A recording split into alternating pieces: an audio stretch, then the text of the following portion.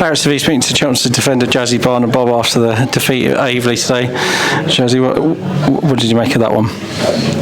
Losing's never nice, to be honest. So yeah, I seem to always get the interviews when we get a loss. So yeah, not a good feeling losing any game. It's different this time of the season. We're used to being in the playoffs. It's the first time at the club I've not been in the playoffs this time of year, so it's strange. And yeah, we've got a good honest group of lads, and the gaffer's not going to let us take our eye off the ball. So it's a bit easy to say there's nothing to play for and we let it slip, but just didn't execute chances today and ended up losing the game. So yeah, difficult one to take. So have to put it right on Monday.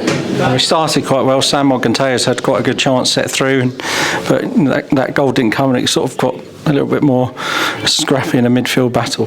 Yeah, I think we had a lot of nearly moments, chances where we looked like we were in, maybe didn't get a clean shot away or didn't pick the right pass. And that's the difference in big games. The best teams are clinical. I think when we've been at our best this season, last season, we've been clinical. So yeah, that was lacking a little bit today, and that means when we go make a mistake and they score, yeah, we get punished for it.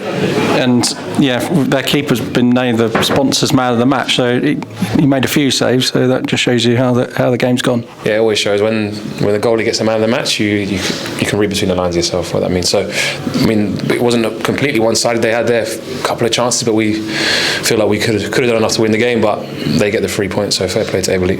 Yeah, and they had that really good one in the first half, and then there's a moment in the second half where Arthur Penny retreats, but then sort of another breakaway, and their guy finishes it really well in the top corner. Yeah, great finish. I was just chatting to Arthur about it. As a defender, you want to narrow the angle as much as you can, and even chatting to Ted, the same thing. You can't really do much more there, and he smashed it, found the only gap he could probably put it in, so you hold your hands up. I think the mistakes were a bit earlier in the play with some bits of detail which the manager just spoke to us about. So yeah, never good to concede a goal, but yeah, he stuck it in the top corner. Not much Teddy can do about that one.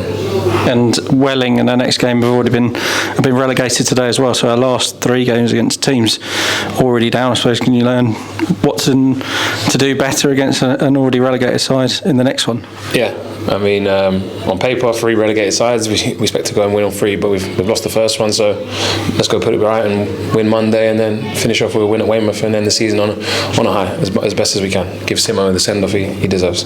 Yeah, it's his last home game in charge on Monday, so I suppose you've been a big part of Robbie's career at Chelmsford as well. He signed you a couple of times, so that'd be a good. Hopefully have a good send-off for him on Monday, and after the game as well with a presentation. Exactly, we owe it to Simo. He's a club legend, unbelievable manager, unbelievable guy, and yeah, he deserved a playoff push or more than just a couple of wins. So the least we can do is put a real Simo performance in, which is going to be energy, high tempo, everyone giving everything for the last couple of games and giving the send-off he deserves. So yeah, the presentation will be nice, he deserves it, but I'm sure what he really wants is a couple of wins to end the season. Okay, thanks Jazzi for your time, and we'll see you on Monday.